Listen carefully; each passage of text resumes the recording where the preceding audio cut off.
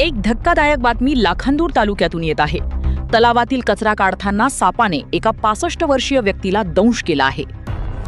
पावसाचे पाणी तलावात जमा झाल्यानंतर जाळीत अडकलेला कचरा काढण्यासाठी पाण्यात उतरलेल्या 65 वर्षीय व्यक्तीला सापाने दंश केल्याची घटना पिंपळगाव येथे घडली। सर्पदंश झाल्यानंतर संबंधित व्यक्तीला तातडीने लाखांदूर येथील रुग्णालयात दाखल करण्यात आले असून पुढील उपचारासाठी भंडारा येथे हलविण्यात आले आहे। रघुनाथ आळकू शेंडे वय 65 वर्ष राहणार पिंपळगाव कोहोळी हे तलाव समितीचे सदस्य असून तलावातील पाण्याची पाहणी करण्यासाठी गेले होते। पावसामुळे तलावातील जाळीत मोठ्या प्रमाणात कचरा अडकला होता। हा कचरा काढण्यासाठी शेंडे पाण्यात उतरले।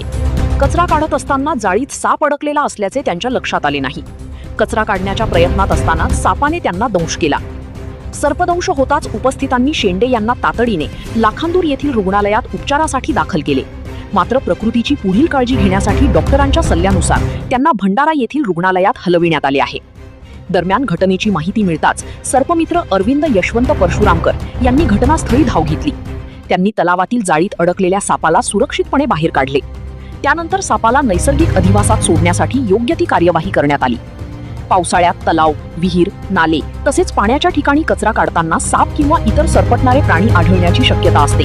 त्यामुळे नागरिकांनी अशा ठिकाणी काळजीपूर्वक व सुरक्षिततेची खबरदारी घेऊनच काम करावे असे आवाहन करण्यात येत आहे।